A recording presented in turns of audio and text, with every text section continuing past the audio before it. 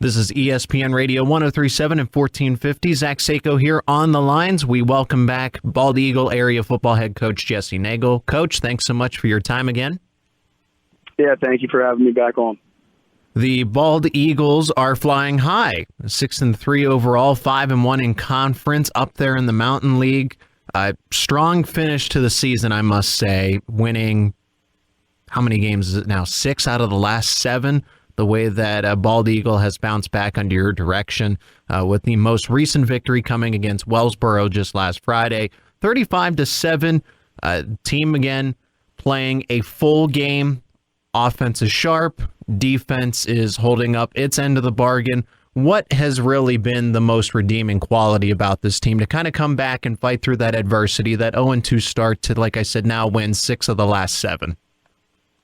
Well, I think that we just, came together as a team and, more playing for each other and, just corrected the simple mistakes that, we were kind of careless off the get-go. And, kids understood that if we did that, we could definitely play with anybody. What was the biggest change offensively that was made to correct those issues? Because there were some turnovers early on. Not everybody was in sync, but now this is a well-oiled machine. I think, first of all, we looked at, as coaches, how we were play calling. We weren't putting the kids in the best possible situations to succeed. We're trying to force a couple of things. So, we owned that. And then we made some changes up front, offensive line-wise. There were some guys around, inserted some guys. And we had some injuries, too, that forced us to do that. But now, hopefully they continue to grow there. But I think that was probably the biggest thing is, looking at how we were doing things and then also, moving some guys around to make it work. What kind of luxury is it to have on offense, sticking with this group, to have 7 different guys that can all catch a pass and do something with it? 7 different players with the reception against Wellsboro from quarterback Carson Nagle. But for him to have that kind of arsenal of weapons and then guys that you can rely on at any given time in a game, how valuable is that at this point in the season? Oh, it's huge. It makes us, very hard to defend. A lot of teams will try to take away our slots, and then, then our receivers, make plays. So, it definitely, you can't key on one guy. One thing that, I think that Coach Umpenhauer does a great job with is utilizing all of the athletes and getting everybody involved. That way, defensively, you got to play a shell defense. You can't play a man under on one guy and spy guys. Because other guys will make you pay. Bald Eagle area football head coach Jesse Nagle joins us here on PA Prep Sports Breakdown and on ESPN Radio. Coach, now flipping it to the defensive side of things, I mean, that group's been lights out. As much as I've applauded the offense here, just given the change and how much they've adapted, the defense from start to finish here, leading up to the end of the season, they have consistently been great. Where does that begin with? Is it the coaching? Is it the way the players have responded? Why has the defense week in and week out been so reliable in keeping Bald Eagle either in games or helping dominate opponents? I think the expectations of, do your job, and I think the kids have bought into that, and they understand that they do their job and, don't try to do too much. Then, we play together as a team, and, it's definitely a lot easier to tackle kids, 2 or 3 guys, and one guy in open field. So, they have done a great job with that. And then the film prep, I think the kids are definitely into watching film and understanding what offenses are going to try to do against us and they're against different sets. I think they've done an outstanding job buying into that also. The defense forced 3 turnovers against Wellsboro, and we haven't particularly talked about that game as a whole, but is that the emphasis of the defense? Is it to be fast, physical, or is it to win the takeaway battle? Something similar that James Franklin of Penn State likes to say when it comes to the Nittany Lions.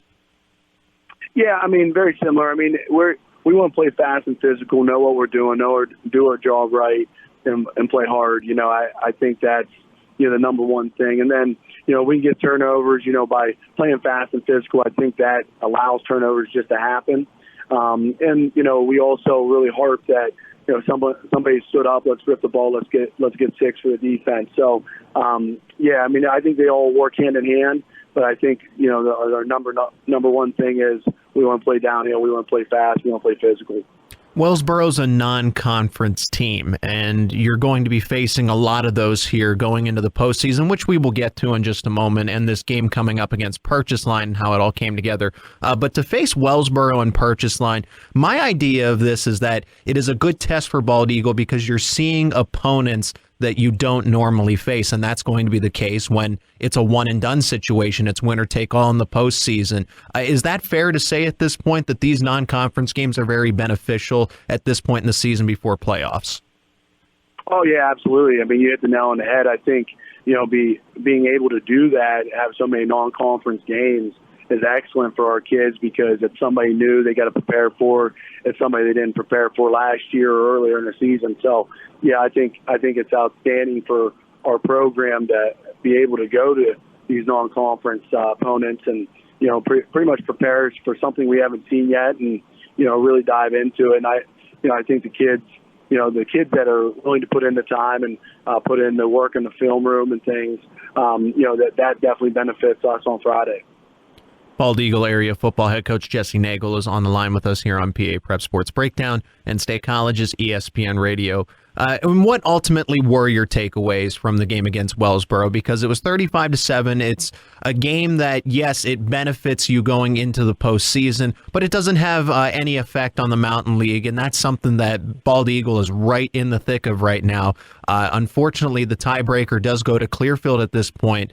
But the Mountain League, very important. You want to come away with that conference title. But ultimately, your takeaways against Wellsboro, a game that Bald Eagle controlled from start to finish. I thought our kids did a nice job coming out, playing hard from first whistle. We definitely offensively, I think the first two plays from scrimmage offensively were touchdowns. Defensively, I think for the game we gave up 50 yards, and that was definitely a huge thing because they had a slot back receiver kid pulling the running back. He was an outstanding athlete. So, I was really proud of our kids, controlling him and taking him out of the game. He was the one, unfortunately, got the punt return with 2 minutes left for the touchdown. But, the only negative I'd say is, about that is, unfortunately, the last 3 or 4 weeks, our first team has been out after one drive in the third quarter. So our guys aren't playing. Our first team kids aren't getting as many reps as we would like coming into the postseason. Hopefully that doesn't affect them to have to play a 3-4 quarter game coming up. But, overall, other than that, besides that point, I think the kids, did exactly what we expected them to do. And they came out and played hard and, they took control and early and controlled the whole game. I imagine that's really good for the depth, though, to see all those guys in the second string and third string because anything can happen in the postseason, and those guys might be thrusted into a role that now they have some more familiarity with. Yeah, absolutely. We're excited in those regards, without a doubt, that all those kids are getting valuable time on Friday nights in front of everybody. It just, like I said, the concern that I would take out of that Wellsboro game would be that, but it's also a benefit because those kids might be the next man up, and they might have to play this Friday or next Friday, and hopefully having all those reps will get them prepared for that. You have a matchup with another non-conference team, and it's the Purchase Line Red Dragons. This game wasn't even listed on the schedule as we connected over the course of the past couple of months. So how did this one come together? So in the summer, actually late spring, Northern Bedford was supposed to be our opponent. They elected not to play us, so they dropped us. So we had to find another opponent. We were searching all over, almost had a team from Philadelphia. But then the Heritage Conference, they had an opening. They contacted me back and said, they would pair us with a like opponent record-wise at the end of the year, but they had to fill the West Pac. ICC had some teams in it and us. So they filled it, and, it was until last week we didn't know who we were going to play, and, they ended up matching us up with Purchase Line. Purchase Line, another unfamiliar opponent, so a team that Bald Eagle is going to have to adapt for right on the fly. But what is ideal for you as a coach and right before the playoffs to win this game? What needs to happen for Bald Eagle to play a complete and full game so that you have the perfect amount of momentum going into the postseason? I think what you said, play a perfect game. You know, you always want to play your best football right before the postseason.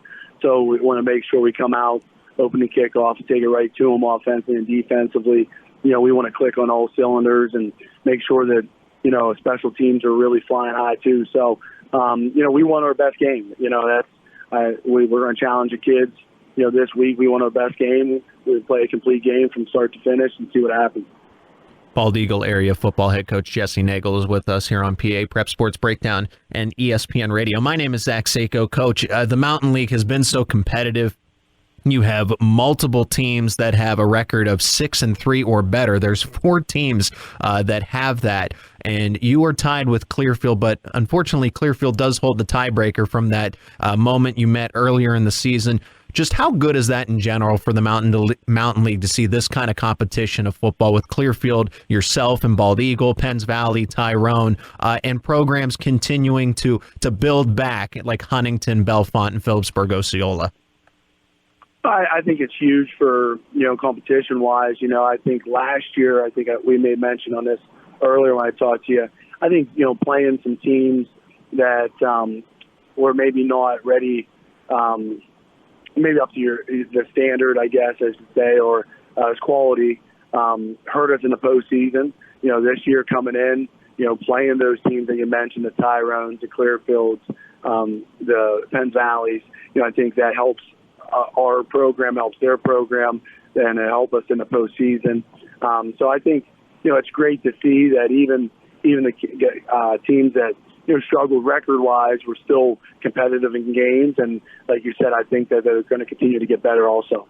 And it really is a shame, and this is a completely tangent away from our conversation, and I would love to have it, but the hypothetical of it, but a Mountain League playoff, because you essentially play all these competitive teams, and then it's just well that's it. There's no settling the score to have Penns Valley and Tyrone or Clearfield one final time to see who is the true champion of the Mountain League. But that's just I guess that's just a pipe dream.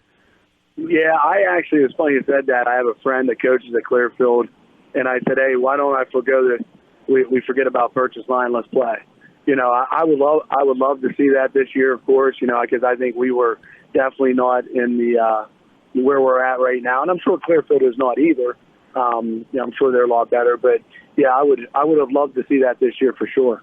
That's just for the listeners how identical these two teams are. Clearfield 5-1 in conference, Bald Eagle 5-1. Points scored by Clearfield and Bald Eagle 215 to 217. Points allowed 54 to 54 in conference. I mean, mirror images of each other. Yeah, and it was 3-0 going into the fourth, and they made 7-3, and you know we had a lot of mistakes that game. So as a coach, I would love to play that game again. I imagine. Jesse Nagle from Bald Eagle area on the line with us. Coach, last question, since it is getting into the postseason. Purchase line, a very important game you have in just a couple of days, but it sets everything up for the district playoffs, and then the goal is to get to states. So currently, what is the outlook? What is the trajectory of what you know about the bracket, who you might play, and some of the toughest possibilities for Bald Eagle that you're excited for? Yeah, so right now, as we stand, we're a 4 seed. Looks like, you know, worst case scenario will be a 4 seed. So we would get either Southern Huntington or Mount Union probably at that point. Both great programs this year. If BG loses, which is possible against Bedford, then we would jump to the 3 seed or the 2 seed. That's against Bellwood Annis. And that's another good game, too, we'll have our eyes on. So at that point, you know, we'll get, you know, potentially, again, a Mount Union or Southern Huntington as a 2 or 3 seed will have a home. And then, you know, we'll either, in my opinion right now, could face in the second round, you know, hopefully we get there, would be a Richland if we're a 4 seed, or a Penns Valley or Bishop Guilfoyle as a 2-3 seed matchup. Well, there's the opportunity to have that second matchup with an in-conference opponent, even though it is for districts rather than the Mountain League itself in a Penns Valley, hypothetically. And what needs to happen for Bald Eagle to get to the state playoffs? Is it winning the district tournament, or is it getting to a certain point? What does have to happen for the Eagles to have that state playoff berth? Yeah, so how it is for us is it's a district championship. You got to win that. And then after that, there's only 8 teams left in the state. So since we are such a big district in District 6 with 15 teams, we go right to the final 8 or Elite 8, you could say, in the state. So, in AAA a couple of years ago, we would play the Sweet 16 in states. And then after that, you would play, of course, Elite 8. But, with being so big, District 6 AA, it would go right into, the Elite 8, so to speak, right after districts, but they only take one. Okay, understood. And that's good for me, and I think the listeners as well, because it's so different across the landscape, whether it's 6A with State College or down to AAA with the likes of Clearfield, who's in the Mountain League, and then all the AA schools that I'm very familiar with, the Mount Union, Southern Huntington, Penns Valley, Bald Eagle, and it's just so different across the board. So thank you for the insight on that. Yeah, no problem, buddy. No problem. And, Coach, thank you for your time as always. I really appreciate it. Ladies and gentlemen, Bald Eagle area football head coach Jesse Nagle joining us. Best of luck on Friday, Coach, and I'm sure we'll catch up to preview the postseason in the meantime very soon. All right, thank you very much. I appreciate it.